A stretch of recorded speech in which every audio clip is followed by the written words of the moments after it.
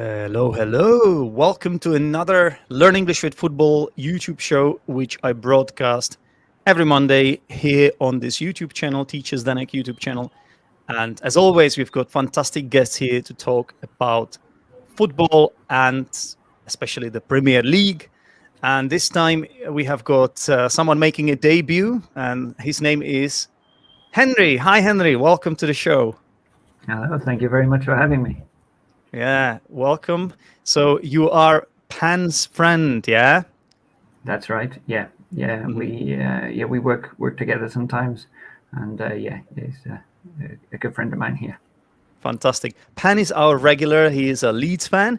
But Henry, can I guess which team you support? I can see you have a really interesting name, and there's one legend that obviously that we all Arsenal fans know very well, including myself and Noop. Are you an Arsenal fan? Because your name is Henry. That's right.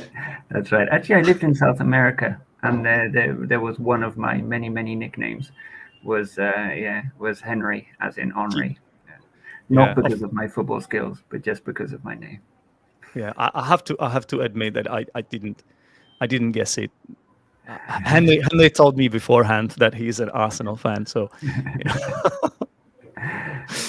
But with this name, you can't support any other team. Come on. No, exactly. Yeah. It's perfect. It's in the stars, wasn't it? It was supposed to be. Exactly. And we also have Clive here. Clive, welcome back. Good evening, thank you. Good evening, gents. We don't have to. We don't have to explain who Clive is because he has been on the show many times. He is our faithful regular and obviously a West Ham fan. Yes, indeed. Yeah, I am indeed. And then we have Noop here as well. Yeah, Noop, an Arsenal fan, Yes. future doctor. He's studying medicine in Prague, and I think what I have to do now is to plug you guys. So this is Noop Instagram. If anybody needs a doctor in the future, you might as well follow Noop. He's an up and coming medic. So this is Noop's Instagram. This is Clive's YouTube channel, Greenstreet Elites. And last but not least, this is Henry's website and his Instagram as well. Henry, you are an English teacher, right? Yep. I do sort of English coaching, I suppose, and also sort of things like copywriting, copy editing, proofreading, anything related to the English language. Really, I'll have a go at it. Lovely. And just like your friend Pan, you're based in Finland, right? That's right. Yep, in Helsinki. We're here in the Cool. darkness. How many hours of daylight do you have? At the moment, it's okay. It Okay. sort of gets dark. About an hour ago, I suppose it got dark. But winter is coming very quickly. The change from summer to winter is very fast over here. So, Was that a Game of Thrones reference as well? exactly, yeah. The original Game of Thrones over here. Yes. Okay, fantastic. But we are here not to talk about the Game of Thrones, even though it is my second favorite thing almost. But no, we are here to talk about football. And the first segment that we have here is called Matches We Have Seen.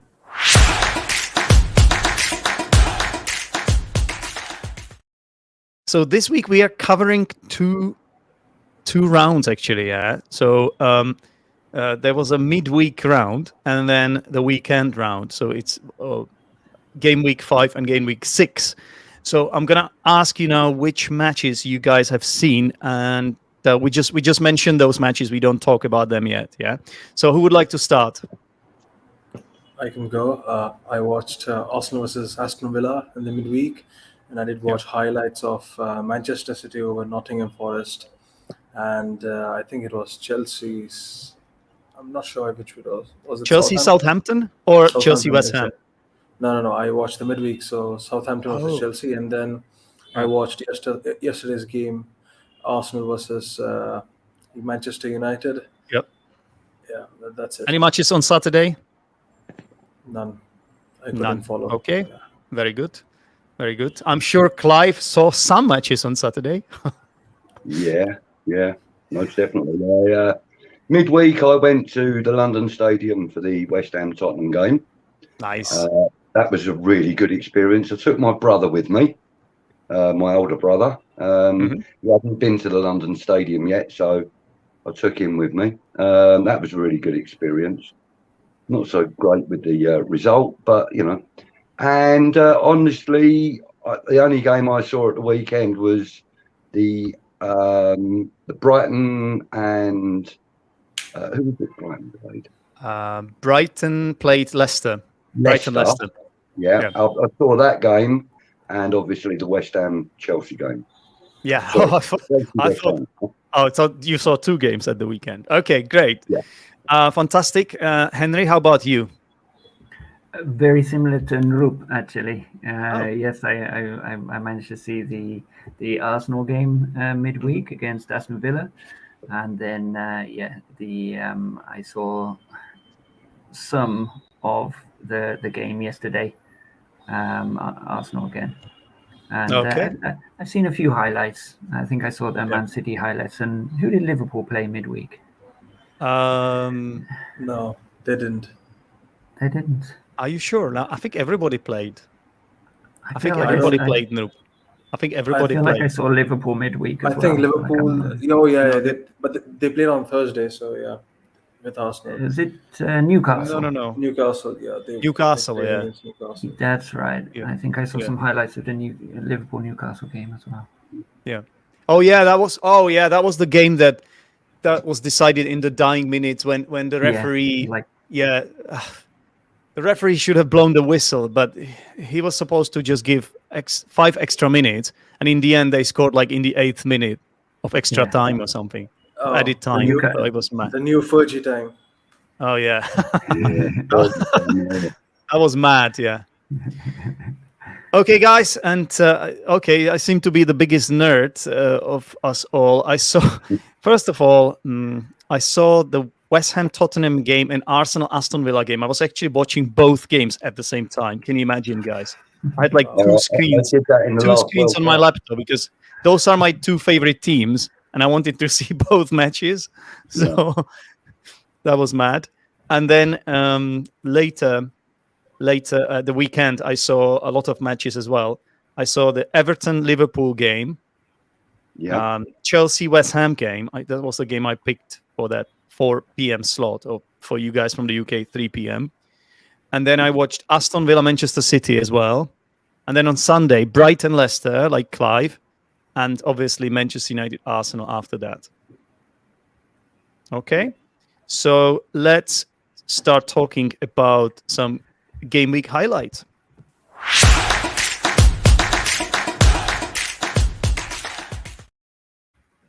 Okay, so I know Clive can't stay till the end. So what we're gonna do here is we're gonna talk about West Ham games first, because what I do on this show is that most importantly we have to cover the games of my guests. Yeah, so let's talk about West Ham. So Clive mentioned that he had been to the London Stadium with his brother, and it was the first time for him there.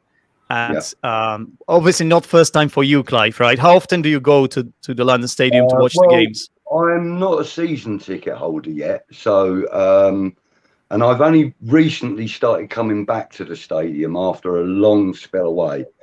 In fact, the last game I went to before last season was at the Bowling Ground in 1986. So so it was a long break. But last year I went to 11 games at the stadium, including 4 European games. Okay, that's quite a few. Yeah, and I've been 3 times this season so far, and I'll be going on Sunday. Nice. So you managed to get a draw against Spurs, but I actually thought in that game you played really well. I thought so too. First 20 minutes we were okay, and then for the rest of the first half we seemed to be very lackluster and not really keen on possession of the ball. We allowed Tottenham far too much possession, if I'm honest. But in the second half, we picked it up and we started playing a little more like the West Ham that we were last season. Yeah. You know, we haven't really, up until Thursday's game, West Ham hadn't really given me as much confidence as they did on Thursday against Tottenham. I mean, it was a much, much better game from our perspective. Yeah. Quite happy with the result. And obviously, me as someone who is from the Czech Republic, I was proud that Tomáš Souček scored his first Premier League goal of this season. And it was a beautiful goal. Really well taken. He had very little time on the ball. It was instinctive. It was a striker's goal, if you ask me. Yeah, absolutely. Well, he's good at this. He's good at arriving late in the box, as we know, Tomáš Souček. But we have to mention Antonio's assist, because that was out of this world, wasn't it? Probably one of the best assists I've seen this season in any of the games that I've watched of any team. You know, it was an absolutely incredible assist. You know, it really wasn't expected, and it was really, really well put across. Beautifully done. Did West Ham have chances to win the game? Yes, we hit the woodwork a few times, and but in fairness, Tottenham had their chances as well. Not as often as we did, but they had their chances. They failed to finish them as well. So, it was quite an even game. I'm satisfied with the 1-1 draw. Yeah. I would have been a lot happier with a win, obviously, but playing against Tottenham in their current in their current form, it's a difficult task for any team at this moment in time. And I was really pleased with the performance we finally put in. Absolutely. So obviously this was a London derby, and those two teams, their fan bases are not very far from each other. And as we know, West Ham fans hate Tottenham fans, and so do Arsenal fans. So, Henry, are you happy with West Ham robbing Tottenham of a few points?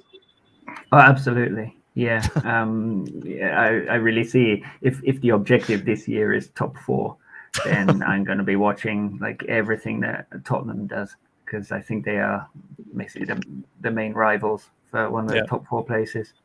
I'd like to know how they played, actually.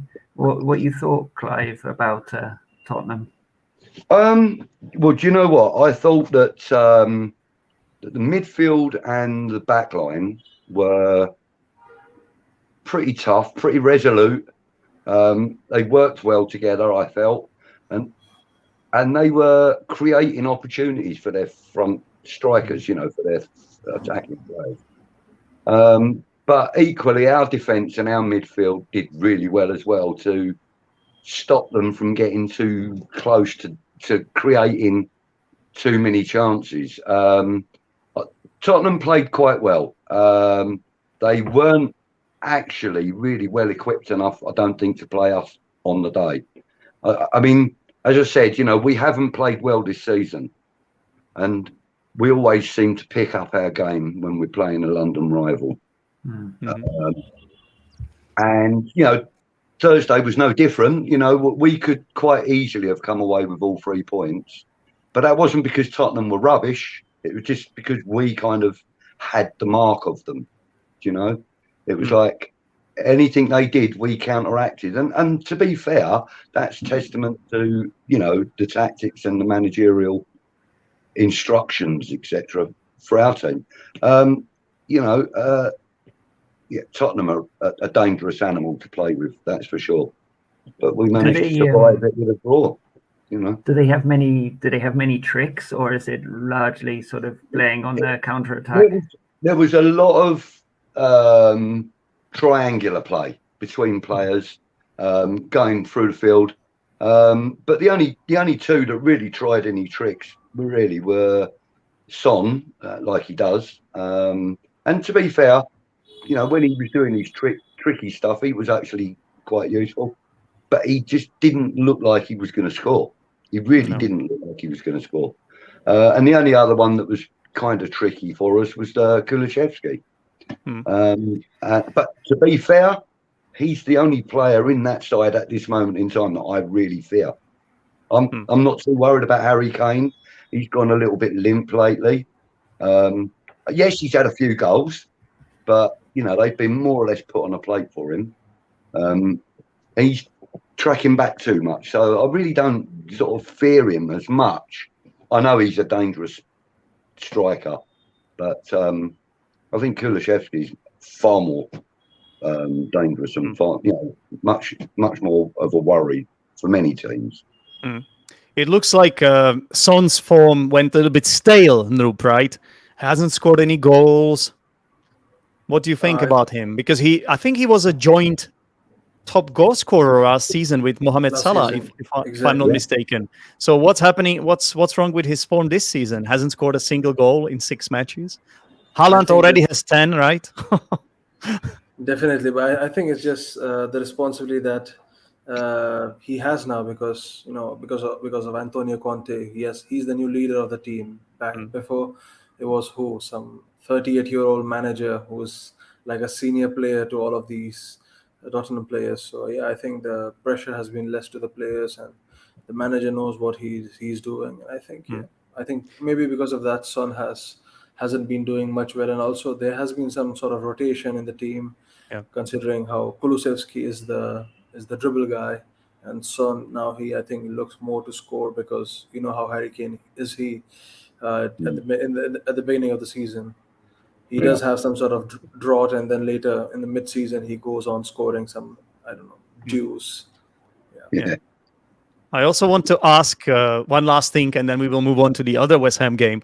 Do you know how you have that chant when like Antonio chant? Antonio. I'm a little bit out of tune, but little bit.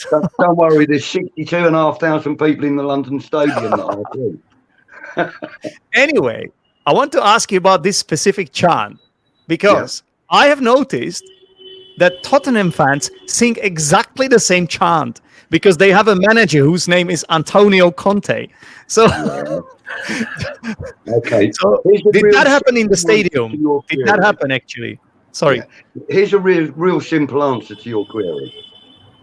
Tottenham cannot create songs of their own. Okay. When the Spurs go marching in, that's a Southampton song. Right? That's when the Saints go marching in. So, they borrowed that. They've also borrowed the Antonio, and they've also borrowed. We had a song that used to go, we've got Super David Moyes. He knows just what we need. Zuma at the back, Bowen in attack. We're going to win the Europa League. That was the chant that we had last year. Tottenham are doing it now with their own players. It's quite comical. They actually can create a song of their own. I've never heard. Sorry about that. I've never heard an original song from Tottenham yet. I've been supporting West Ham for 54 years, and I've never heard an original Tottenham song in that time. Okay, well, I'm not going to argue against this. No. Okay, then, fantastic. So the other West Ham game wasn't as successful as this one. Unfortunately, you were defeated by Chelsea. So just before I let Clive talk about this, did any of you two guys, Roop and Henry, see the match? I saw it, but did you two see it? Or did you see the highlights at least? Not even the highlights. Which game was this? Sorry. Chelsea West Ham. Oh, I saw the controversial. I only saw the tweets. Controversial moments. That's enough because that's the main thing, right, Clive? Okay, I would like to correct you if you don't mind. We weren't defeated by Chelsea. We were defeated by VAR. Okay, now that VAR decision, even the referees, I can't remember the abbreviation for the Referees Association, but even they've come out and said today, sorry, we got that one wrong. Been there, done that. PGMOL, is it? I think it's the PGMOL. Yeah, they come out and said, yeah, sorry, we got that one wrong. We get that every time we have a VAR decision against us. So just to explain, so basically Chelsea were 2-1 up. And then in the dying minutes of the match, I think it was the 92nd minute or something like that, correct. West Ham scored a brilliant goal, which referee gave first. But then VAR returned to that because for an alleged foul on Jarrett Bowen by the goalkeeper Mendy. But I think there was a lot of play acting involved in that incident, Clive, don't you think? Well, yeah, I mean, the actual offence was by Jarrett Bowen on Mendy, not by Mendy on Bowen. And they were saying that he stamped on Mendy or that he kicked him. Mendy dived at his feet. And as a result of that, Bowen had to step over him, and his trailing foot caught Mendy somewhere, arms, head, somewhere. I don't know. It was a life-threatening collision, according to Mendy. Is that sarcasm? But he was also holding his shoulder, even though he hadn't kicked him in the shoulder. So what was that about? Why was Mendy holding his shoulder as if something terrible happened to it? Trying to get Bowen sent off, probably. I mean, these are the kind of tricks that teams are coming up with. Lots of teams are doing it. So we were actually robbed, I do believe, and I wouldn't say that if it had been a 50-50 decision, but that was clearly not a foul. That was clearly not Jarrett Bowen's fault. If anything, it was a 50-50 incident. The goalkeeper came out as one would expect, and Jarrett Bowen was still travelling. So he did everything he could to avoid the collision, in my opinion, and in many, many other people's opinions. The only person on the day that thought it was a penalty, other than the referee, was Thomas Tuchel. Even Chelsea players said that shouldn't have been given. No. And let's ask Henry, who saw the incident. Yeah. No, I mean, I largely agree. The only thing I would say is that as Bowen was jumping over Mendy, the foot was sort of trailing a bit unnaturally, I would say. I was wondering if he was sort of half fishing for a penalty, thinking if I go over him and get contact here, then a little bit, he might get a penalty. Yeah, I don't think there was any stamping or anything, but just sort of there was no intent in on Bowen's part, I don't think. The only intent might have been that, as you say, is maybe I'll get a penalty out of this. So, but in the end, he wouldn't have needed it because the ball fell to Cornet, who beautifully tucked it away. Yeah. Would have been his first West Ham goal as well. It would have been his first goal for West Ham, and to score it away from home at Chelsea would have been quite a nice thing for him, but not to be, and as you say, we were defeated, came away with no points at all, came away heartened by the performance of the players, though. Skamaka looked good, and our did Skamaka play? I thought he was. Sorry, not Paqueta. Paqueta looked good, and Kera looked also good as well. Two of our new players. Cornet come on and looked sharp, looked ready for it. I've got a feeling we've got some good stuff to come this year. I'm really, really hopeful that David Moyes utilises the new players in a way that is effective. And these 8 or 9 minute substitutions at the end of the game don't really help the players that are coming on. They got so much to do in so little time. It's not fair on them, But David Moyes knows what he's doing. We have faith in him. We trust him. He's had a fantastic window for us this year. So we're just hopeful of bigger and better things to come during the course of the season. Do you think it is likely, Nrup, that better things are to come for West Ham in the course of the rest of the season? How do you see? What's your prediction of West Ham's form? I mean, honestly, the thing is that it's not all depending on West Ham. As you can see, the football gods, VAR. Not sure if that's a god or a demigod, but yeah, they're influencing the form and the decisions, and it's creating some sort of negative energy around the club. And I mean, we have been suffering from it for years, for seasons. So Yeah. yeah, I hope things go well for West Ham. Thank Well, you. looking at the table right now, West Ham are in the relegation zone, aren't they? They Yeah, are. thanks, man. They are in the 18th place Yeah. with 4 points only.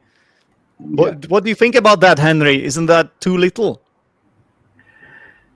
I don't know. I think David Moyes, he's a clever bugger, and I think he'll sort them out.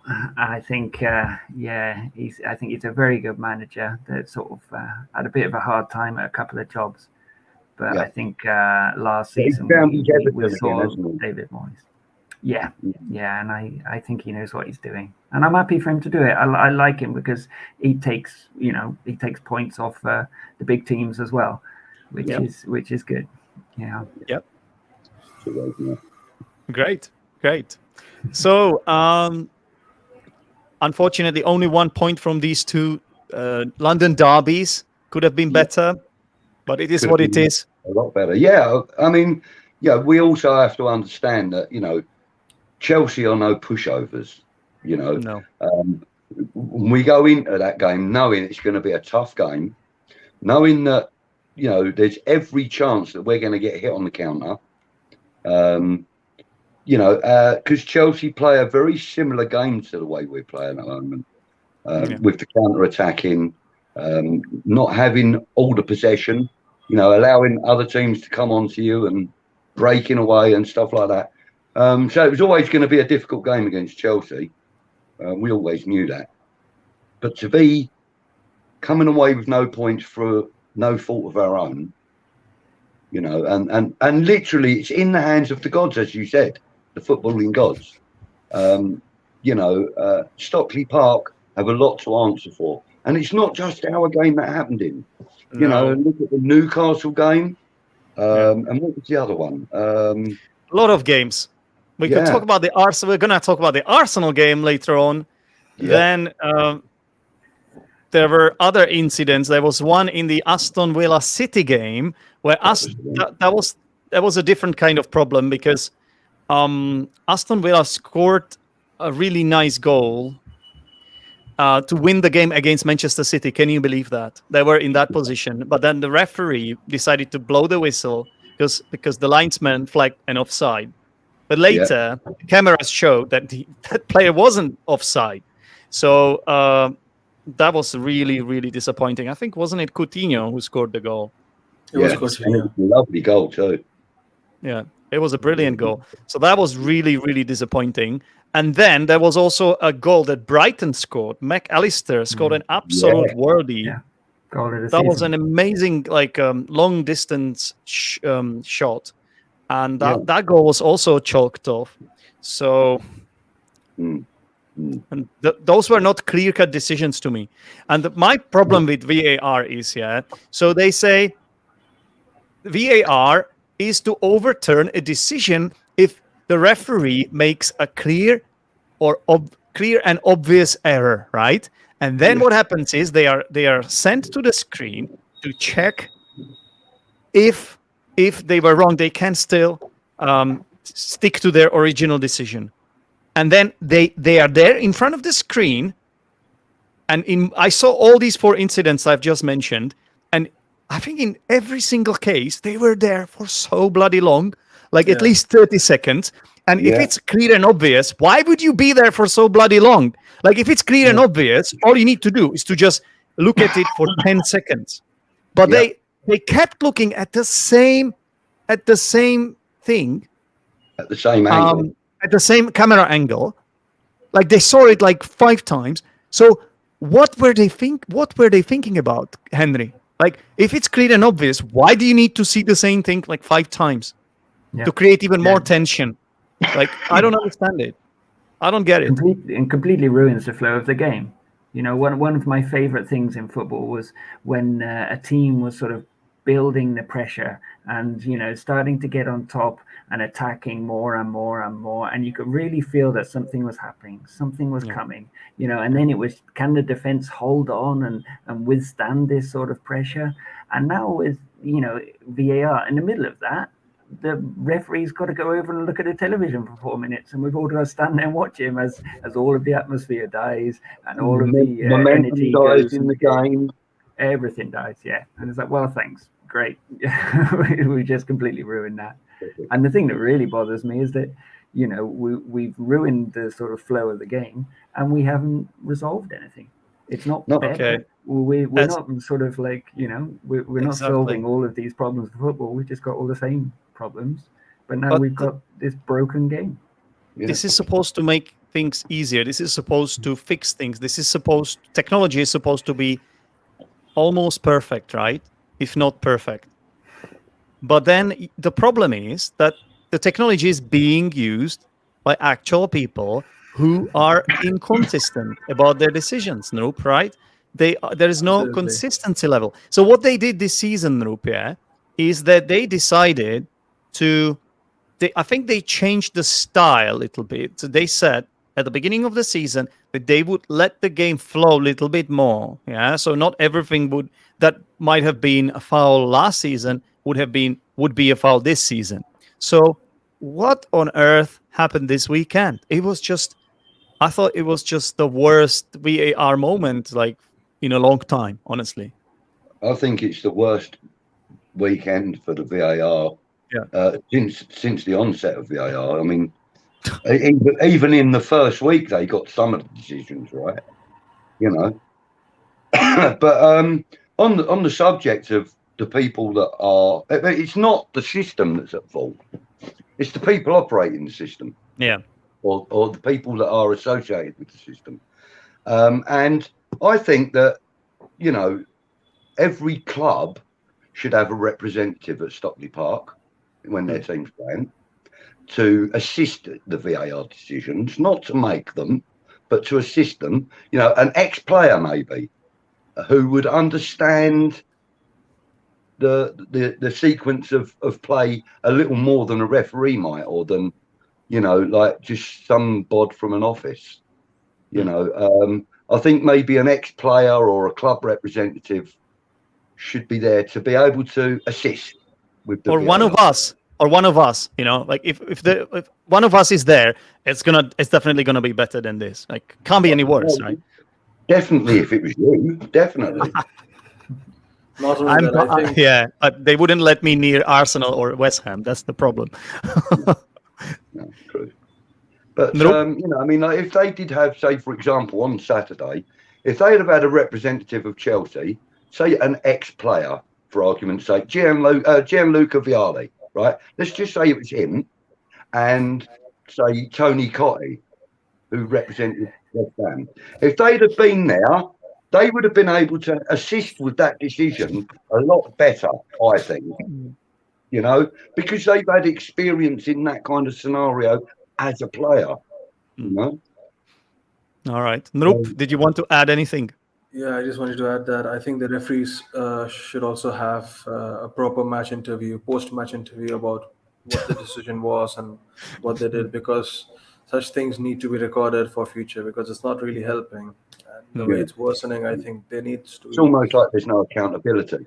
Yeah. But that would be so much pressure on the referees. Imagine that.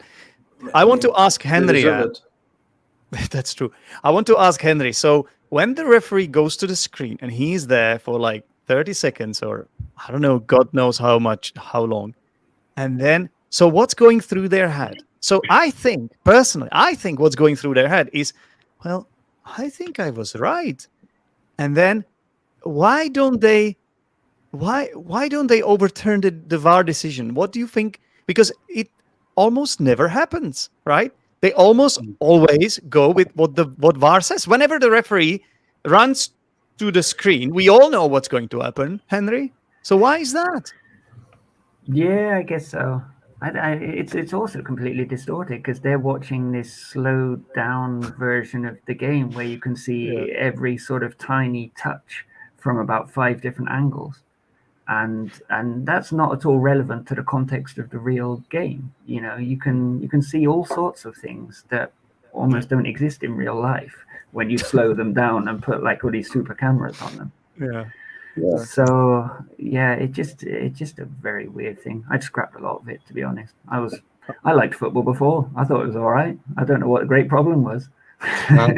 Well, I thought the time when VAR was at its best was at the Euros. I thought it was brilliant there.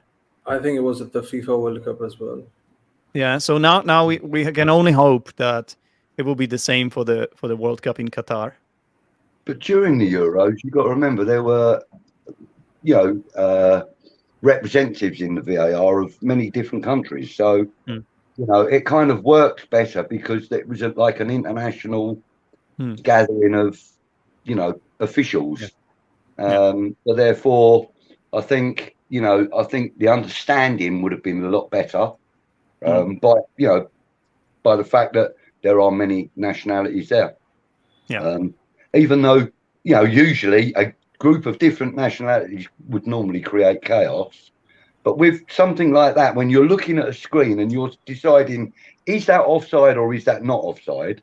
I think, with the opinions of people, other people from other countries is going to help, because not everybody's going to have the same opinion. No.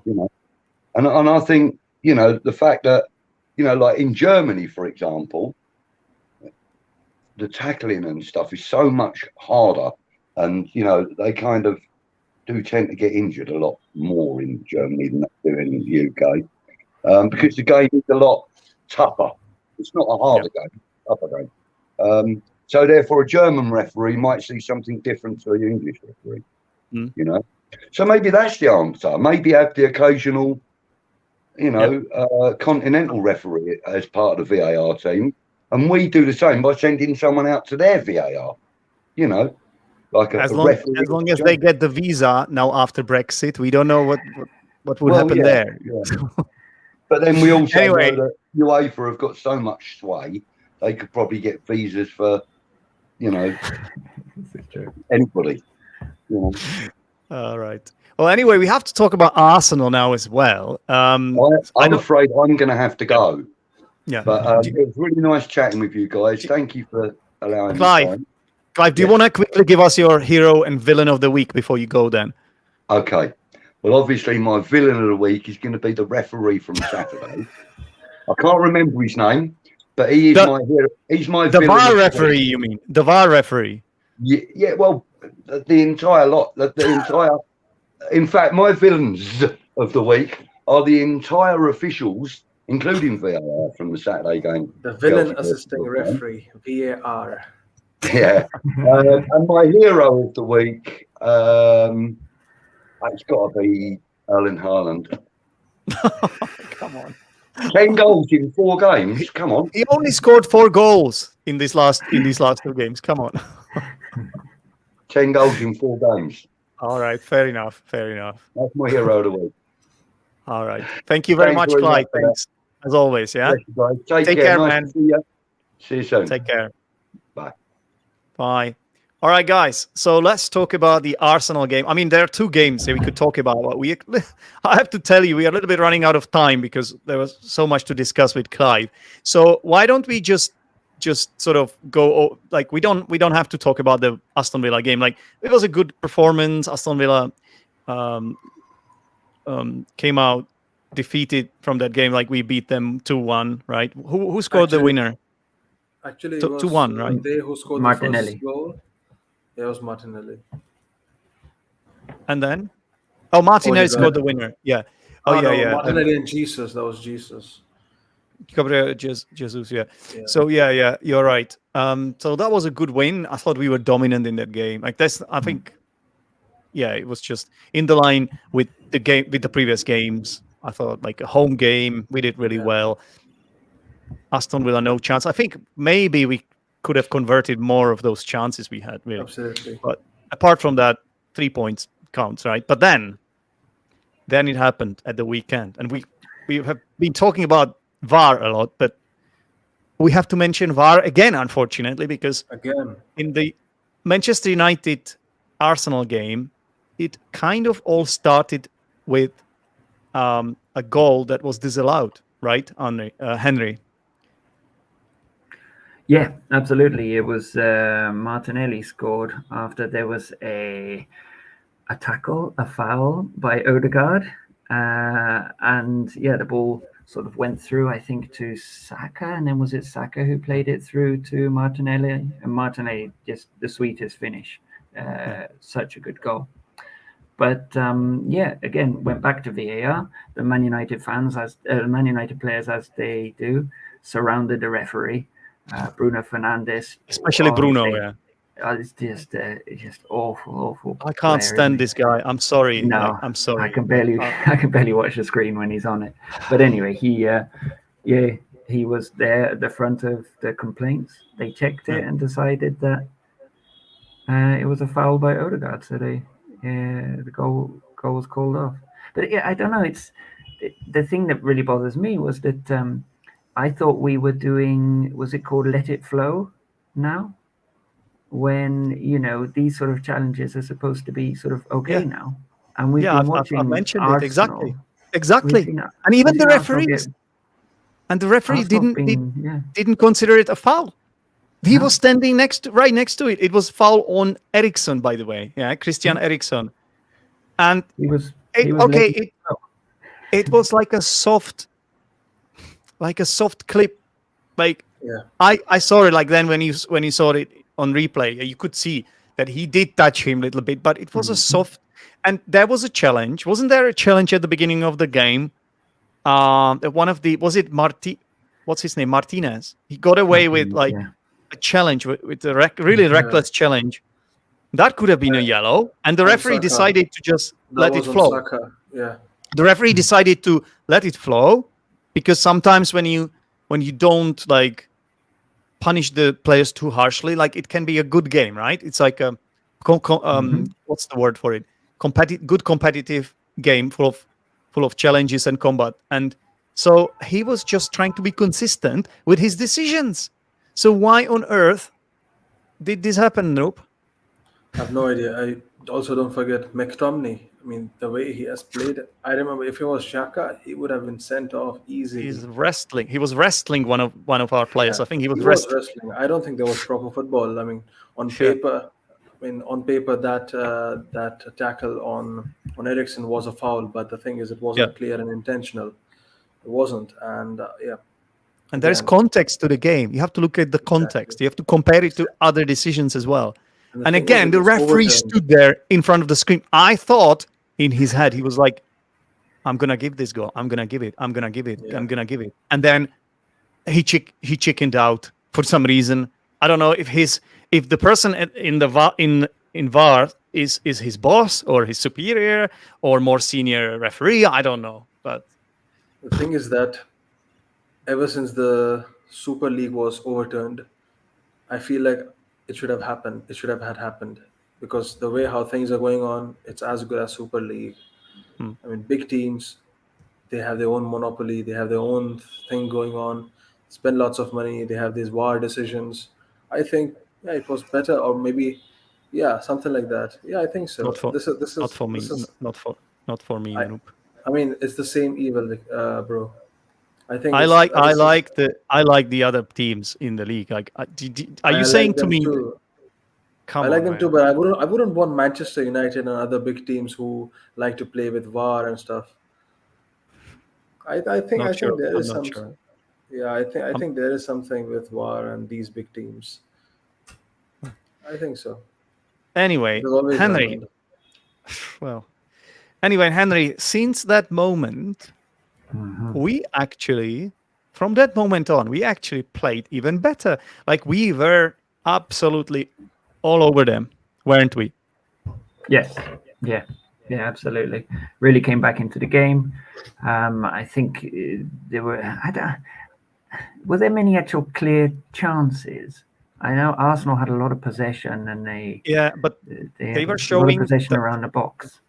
That's what I wanted to say. They were showing a statistic that we had like many times more touches in the box.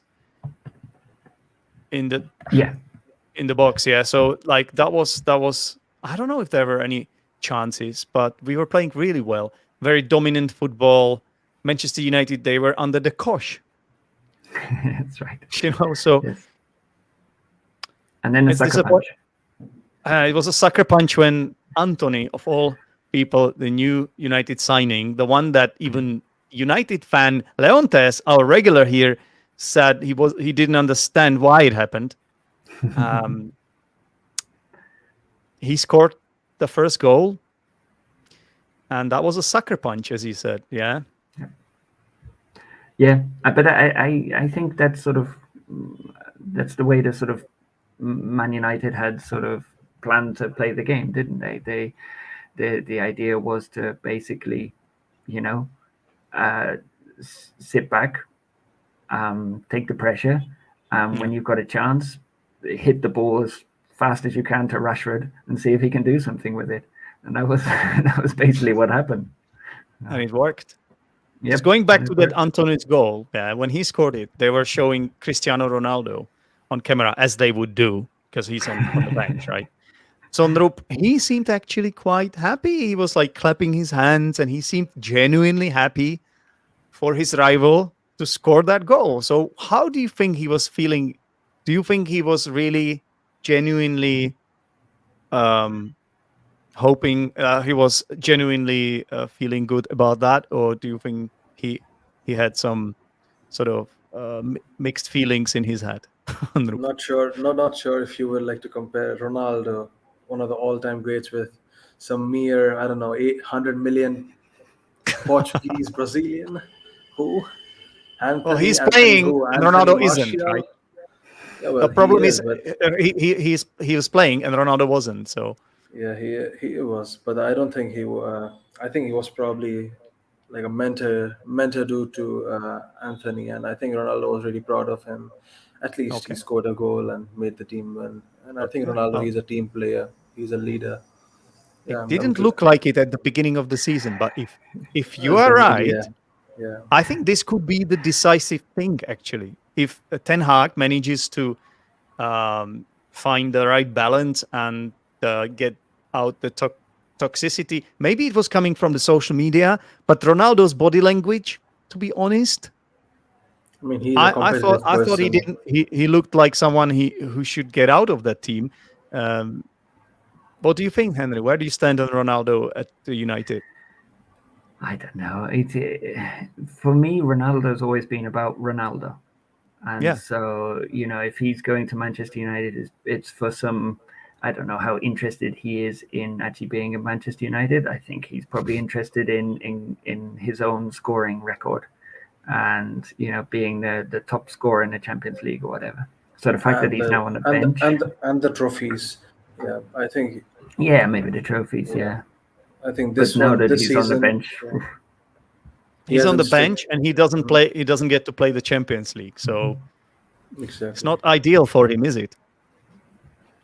It's not at all. He's just not sticking to his words that he said before joining United. And yeah, in my opinion, he should have left a long time ago. Now he stayed, at least until the January transfer window. But United, after the first two games when they got defeated in each of them, now they got the 4 wins in a row. So it looks like, I think Ten Hag said that did he mention the word revolution or something in one of his post-match interviews or one of the post-match conferences? He mentioned the word revolution or something. Is this a United revolution, Henry? I don't know. I see a lot of parallels between Arsenal and Manchester United, and I think Manchester United is sort of behind Arsenal in their process of sort of figuring out how to be a big team again.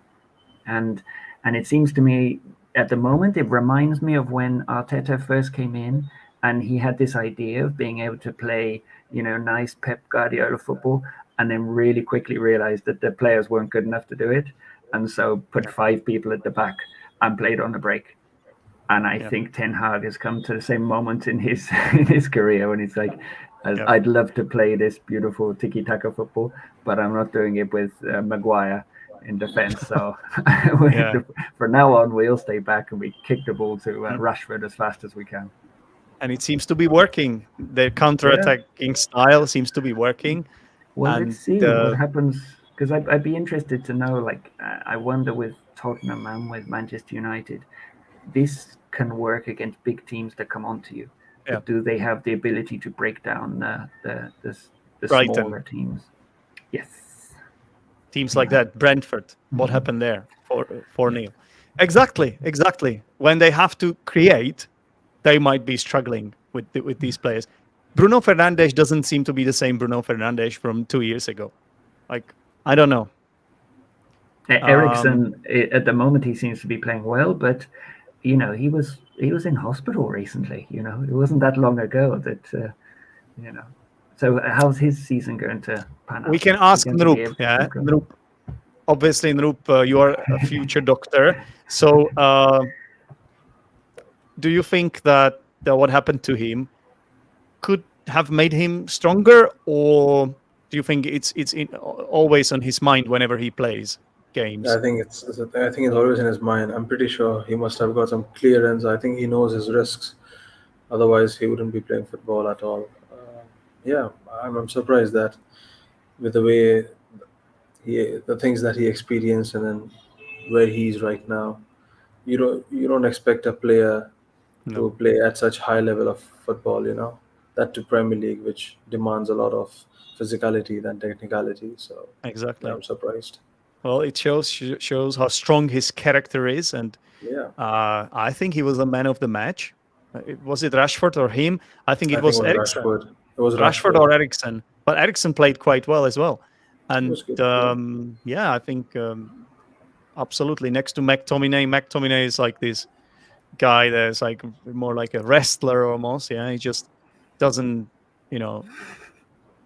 possess technical abilities, but he is a guy you want to have in your team for different reasons, I guess, and very, very physical.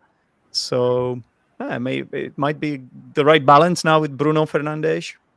Yeah, who knows? Sometimes it's all about the wins. Like if you keep winning, then you get the confidence back. The fans are behind you. 4 wins is very nice. It's a very nice run for them. Yeah, I think on paper 4 wins is quite good, but I think how Man United have been winning the past few games, 1-0, close calls. So I mean, they just started to get their basics right. They've got some signings via splashing some money, but still it's a long process to become a top team. And they should learn from Arsenal. They should learn from Chelsea in a way before Mauricio Sarri got in. Yeah. And when it comes to Arsenal, I heard an opinion that some people thought that after 5 wins out of 5 matches, people didn't trust Arsenal too much because arguably on paper those teams were not the best teams in the league. But then I heard an opinion that after seeing this 6th match, which we lost, ironically, now, because we played so well in that game against United, now people they think we might be top 4 contenders. What do you think about this, Henry? What do you think? I mean, I've been an Arsenal fan for a while, so I always sort of err on the negative side, to be quite honest. And so I was looking at the fixtures that are coming up now over the next sort of couple of weeks, and just thinking, oh God, this is going to be a really tough run of games, that's coming up. So I love this team, and I'm really happy with the sort of general plan and everything that's going on. And why not? Yeah, maybe we can. I mean, they missed out on top 4 by how many points last season? 1 point, 2 points? And let's not mention who got in front of Arsenal. That's also something we shouldn't talk about. Is the team this year like 5 points better? Maybe 8 points better? Because if it is, then we got a chance at top 4. I think it's the most important thing. It's Jesus and Zinchenko better. That's for me the most important thing. Is Jesus better? Zinchenko better? That's the difference there for me, at least. I'm What do you think? surprised, Renik. I'm surprised, Renik, you could hear those criticisms, because I couldn't hear them from the top of the table. I just cannot, if you know what I mean. Exactly. So, yeah, exactly. We lost a game, Who- and we are who- still top of the league because City Exactly. City got 2 draws. Exactly. So, They even drew against Aston Villa. Come on, like yeah, exactly. So, who could have won the game? By the way, I've already talked about it. not only that, we have had our injuries and we have had our issues as well. So, yeah, I think it's just part and parcel of the game. Arsenal. Now we have got good backup. Before we used to struggle with, I don't know, even the average of the average players. But yeah, Yeah. now, okay, we don't have a left back. We have Zinchenko. You don't have Zinchenko. We have other centre backs who can play that role. So we have got our simple backups, and I'm looking forward to have Partey back. I think he's coming back soon. Elneny will be out for months, and yeah. Yeah. Hopefully it will be a party again. But He was you know, I solid. He think was really solid. I think the main takeaway from this game is that we played really well, and I think even the Manchester United fans and the pundits, they all said it. So You have to remember, it's I- Old Trafford. We have Yeah. won, I think, one in the last 16 games at Old Trafford. So I think even if we would have won, it would have been a historical win. And not only Yeah. that, United were leading from halftime, and United till now, since the beginning of Premier League, haven't lost a game when they were leading from halftime. So That's right. yeah. But yet we should say that it was a really flattering scoreline for Manchester It United. was, yeah, good for them. It's a young team as well. It's a very young team. You've got William Saliba in the middle of your defense, and he's an amazing player. But still, for some, how old is he? What, 19 or something 23. crazy? Yeah, 19, 20. 20. Something. Anyway, he's, to go to Old Trafford and play in a game like that, it's so difficult to keep your cool. It's so difficult to sort of remember what you're supposed to be doing and everything. Yeah, and the Arsenal fans, they were not as loud as in the previous game, so they didn't sing the Tequila song loud enough, because it's difficult, to be louder than the United fans, because they are very loud.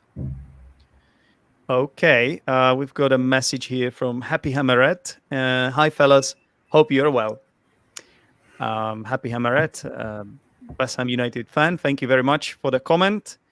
And I think it's high time. I don't think we will have time to discuss other matches. I mean, there's so much we could talk about. Haaland scoring his 10th goal, breaking all the records he could. City not managing to beat Aston Villa. What else was there? Brighton dominating, winning 5-2 against Leicester. Leicester having only 1 point, being bottom of the league. Brendan Rodgers' job is on the line. So much we could talk about. I don't know. But we don't have time for that, guys, because I want to quickly go through our heroes and villains of the week. So let's do the heroes of the week first.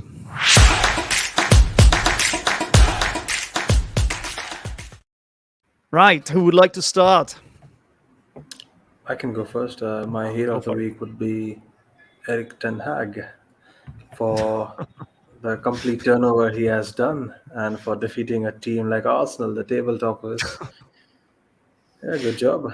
That's ironic. I think, yeah, it deserves a raise.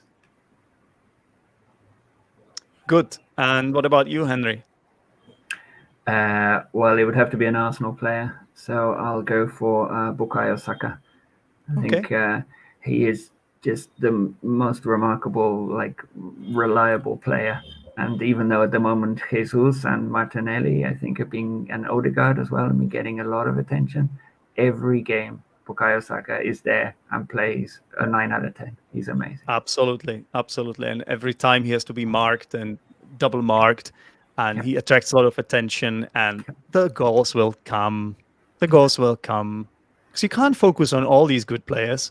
Now we have a lot of them up front, right? So Saka will score his goals. He scored his first goal now against United, first goal of the season, and I'm sure more will come, more to follow. Okay, good choice. My hero of the week is going to be McAllister from Brighton. So I watched that Brighton game yesterday against Leicester, 2 and goals. McAllister was just out of this world. He was amazing. He scored a phenomenal goal. I don't think he will ever strike the ball so sweetly anymore, honestly. It was such a cracking goal. But it was disallowed by VAR. Lo and behold, VAR got involved. And then, but yet, he scored a penalty later on. And then in the added time, in the extra time, he had a free kick and he smashed it into the top corner. So McAllister was just incredible in that game. And I'm thinking of getting him for my fantasy team as well. Okay.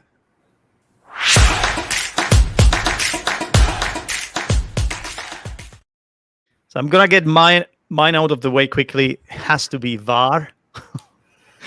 I think it should be a person, but this week it can't be anything else than VAR, honestly. So that's me. I'm voting for VAR. How about you two boys? I won't be going mainstream. I think I'll have to give a shout out to Brendan Rodgers because I think it's time. I think his time is up. It's time. His time is up. Just 1 point of 6 games, 5 games, and it's Leicester.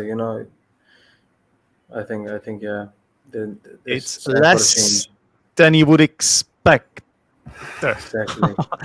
All right, Henry, what do you think?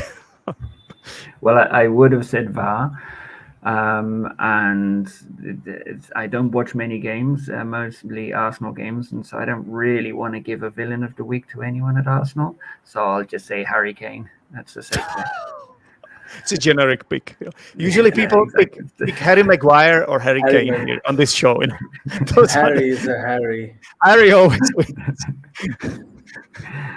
All right. Why are you giving it to Kane then? Just because because he's a Spurs player. And because he's so good and he always sort of manages to score, and he always manages to score against Arsenal, and he's it's really annoying. Yeah, I'm with you on that. Okay, guys, let's just quickly do the FPL. Henry, I don't know if you want to stay for that. That is up to you. I'll go if that's all right with you. Yeah, absolutely. Thank you very much for featuring today. It was a real pleasure to have another Gooner on the show. That's right, the Gooner podcast. Hey, it's been an absolute pleasure. Thank you so much for having me here. Thanks very much. Cheers, mate. Okay, cheers. All right, guys, all the best. Bye-bye. See ya. Okay, let's do the FPL section.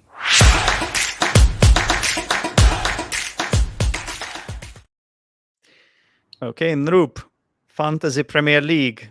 Yeah, so I totally got lost because of the midweek and everything, and I didn't even change my score, and I have fallen really bad. You are in the last position, Nrup. Look at this. What happened? I know.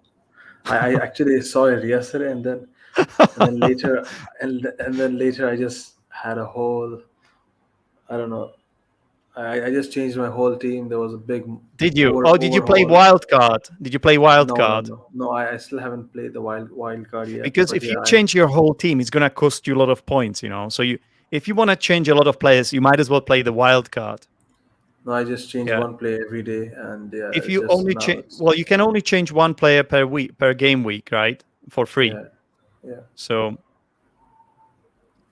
anyway, you are only 4 points behind. No, it's actually not 4 points. It's more than that. 14 points, right? Yeah. My mathematics. 14 points. Is it 15? 14 or 24? 24. What is it? You're 24 points behind Leontes. No worries. I'll come back. 24. No, you can still do that. I mean, that was not Leontes' best week. He only got 23 points. So you also started the league late, right? You missed the first week. Yeah, I missed first 3 weeks. So I didn't. No. But when did you join? I joined after third game week, I think. Right. So I can see you made 3 transfers, so it will be -8 points for you. Yeah. Yeah. So basically, what changes did you make to your team then? I don't know. Can you check my current team? I I'm don't looking at have your cash. team. No, I'm that's looking at, my. but this is the points from the previous Yeah. game week. I So don't know it how doesn't you show managed me to. like it doesn't show me your team. So I I see. don't think I can Well, do that. I've sold cash. I don't have. Right, he's injured. Yeah. Yeah, I don't have the subs anymore. Those Ream and Stansfield. Yeah, Riemann Um, Stanfield. Yeah. Okay. I think I sold Kulusevski for. I Did think I'm you? not sure. Did you? Yeah, I did. I Okay. did. But you have Yeah. Mitrovic and Jesus like I do. I also have Mhm. Mitrovic now. We have similar players. I have De Bruyne, Martinelli, Mitrovic, and Jesus, and I have Alexander Arnold. So we have 5 same players actually. Yeah. Six same players. Wow. Okay. I also have Sanchez. You also have Sanchez. Okay. So going back to our league, Cahal is back. He's top of the league with 382 points, followed by Tom Smith with 377 points, and Jack Francis in the 3rd place.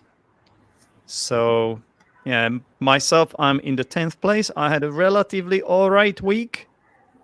I mean, it was above average. I got points, like, I got 54 points, which is like 9 points above average. Or was it 11 points? My math skills are terrible, guys. It's 9.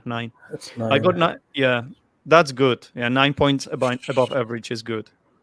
But so I got like finally Yeah, I it's decided to Haaland. Yeah. captain Haaland. Yeah, so I captain Haaland after those 2 hat tricks, and I can't find him on the market. it was a good decision. Although my best player of the week was Trossard. Right, he got 12 points.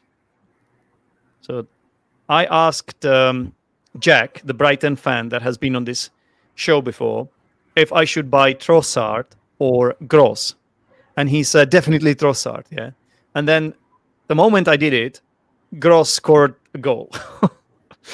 But then Yeah, Trossard but I did very think well in the last Haaland game. is the new Mohamed Salah for every FPL. So Absolutely. it's He's pretty much a hack. essential. And You the thing can't is, play without Haaland. You can't play without I Haaland. I can't find him on the market, so I couldn't sign him. He's definitely there. You need to I searched him look and harder. he wasn't there. But the problem is that you can't make these changes like that because you're gonna lose points. You have to wait until you have the money. You have to Yeah. work with your budget. Yeah, that's the issue. So also like you could do wildcard at some point and then you just change your team you completely redo your team. Mm-hmm. Yeah. So yeah, guys, don't forget that you guys can join our league if you want. There will be a link in the description of this show. And yeah. Tell us in the comments if you've played the Fantasy League, how you're doing. If you're watching right now, how did your team do?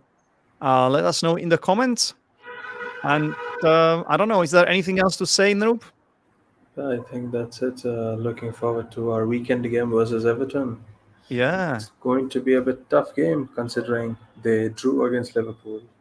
Yeah, and it was a great game from them, by It the was a way. good game. They got Yeah. a little bit lucky because there were a lot of like posts hit and crossbars and things like that. But I thought they deserved that point because they were really good Yeah. in that game. It was a fantastic Merseyside derby, by the way. Whenever there is a 0-0 result, you're sort of like disappointed, and it makes you think that the game, sort of your first your first sort of image is that it must have been a boring game. But actually, Yeah. I watched that game and it was a fantastic game. It was a great game. I really Yeah. enjoyed that Merseyside derby. I read some tweets and yeah, I think both the teams. Yeah. I'm not sure about Liverpool, but definitely Everton. They fought well. I think they took the advantage of how weak the Liverpool's attack has been. Salah is not at his best. I think since the AFCON, Mm-hmm. he hasn't been the same Salah. And we are talking about FPL here. I think a lot of players, a lot of FPL managers started selling him as well. And that is surprising. He was the most expensive. He is still the most expensive player. He's worth 13 million. pounds. Yeah. So Wow. I'm just looking at player information. He is. What's that? Yeah, he's like half of all Fantasy Premier League managers have him selected. Look, 49.2%. But I think it's less than at the start of the season for sure. Definitely, I think people will be buying Haaland more and more, or The maybe reason, they'll have. exactly, I th- and yeah, and that's also the reason I got De Bruyne, because like he's cheaper. Yeah, he's 9 million cheaper. That's one thing. Another thing is like with combination with Haaland, City only scored 1 goal against Aston Villa, yeah. and De Either, Bruyne got either the you assist have and Haaland exactly. scored. So like It's I did the either right De thing. Bruyne Getting, or you can get Bernardo Silva. I think even that's yeah, good. no, Silva, but De Bruyne, he takes all the free kicks as well and all the set pieces. So it's like honestly, De Bruyne has to be the guy. Yeah, And yeah, he's more expensive than Silva, but I don't know. Like I can't afford Salah now. So like if Salah definitely. starts playing well, I might consider getting him back into my team at De Bruyne's expense at some point. But for now, I'm sticking with De Bruyne. Yeah, fair enough. Okay, guys, we have got one more comment before we wrap this up from Martin Smith. And he says, I can't believe my position. Let's have a look at Martin's position in the league. It can't be as bad as Nope. Noobs, yeah? Oh, he means it in a positive sense. I can't believe my position. Martin is in the sixth place. Martin, you Wow. must be doing you must be doing a fantastic job, because I remember at the start of the season Let me have a look at the you squad. were not up there in the best positions. But yeah, because you have McAllister. I talked about McAllister on this show, how good he was, and he was my hero of the week. And now you can see the proof. 14 points. 14 points for Martin. Great choice. He's on penalties. Brighton are flying right now. Fantastic choice. Obviously, you captain Haaland like everyone else, and Thiago Silva. Yeah, Got you. he's my new signing, Thiago Silva. Really? Yeah, I needed a Chelsea defender because Yeah. there's no other defender that plays really well. Van And you Dijk know has what's been off. funny? You know what's What? funny? Martin, who I know is German, he has Havertz on bench, and he should have played him because Havertz got 6 points from the bench. Yeah, Havertz, So he that's always unfortunate, starts. Martin. You should trust your countrymen a little bit more, Martin. Look at Havertz. He scored a goal. Yeah, he scored the winner against West Ham. I remember that. All right then. So thank you very much, Noop, for featuring on this show. No And worries, everyone man. else for watching. Please give this video a like if you enjoyed this. And yeah, don't forget to subscribe and all that. And take care. And until next time. Until next time, my friend. Bye, mate. Take care, Bye yeah? bye. Yeah. Cheers. Cheers. Cheers.